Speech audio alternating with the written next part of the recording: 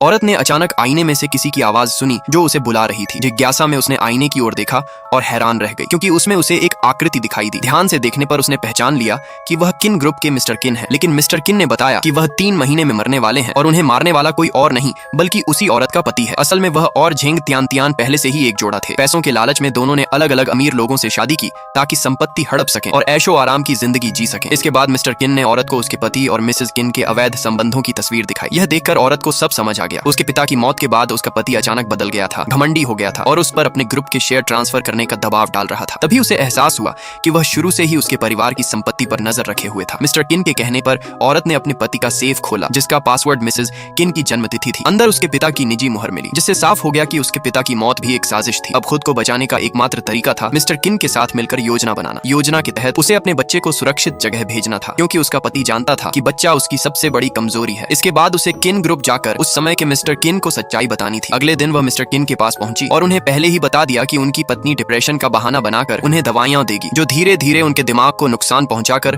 उनकी जान ले लेंगी। आगे सब कुछ वैसा ही हुआ जैसा बताया गया था। मिसेज किन सच में रिपोर्ट लेकर आई और खुद यह सुनिश्चित करने लगी कि मिस्टर किन दवा लें। मजबूरी में उन्होंने दवा ले ली, लेकिन सच्चाई जानने के लिए उन्होंने अगले दिन साथ घूमने का प्रस्ताव रखा क्योंकि जानकारी के अनुसार उनकी पत्नी उसी दिन किसी और के साथ मिलने वाली थी। मिसेज किन ने बहाना बनाया कि उसे काम है और वह बाद में जाएगी, जिससे शक और गहरा हो गया। जैसे ही वह चली गई, छिपी हुई औरत बाहर आई और उसने मिस्टर किन को याद दिलाया कि दवा खतरनाक है और उसकी बातों पर विश्वास करना चाहिए। उसने यह भी बताया कि उसकी मां के गायब होने की तारीख जैसी निजी बातें भी वही जानता था, जिससे उसकी बातों की सच्चाई और पक्की हो गई। इसके बाद दोनों ने तय किया कि अभी सीधे टकराने का समय नहीं है। पहले झेंग तियान के पास मौजूद कंपनी के शेयर अपने कब्जे में लेने होंगे, तभी उसे पूरी तरह खत्म किया जा सकेगा। इसी बीच कई घटनाएं सामने आईं जिनसे यह साफ होता गया कि साजिश कितनी गहरी है और कैसे हर कोई अपने स्वार्थ के लिए खेल खेल रहा है।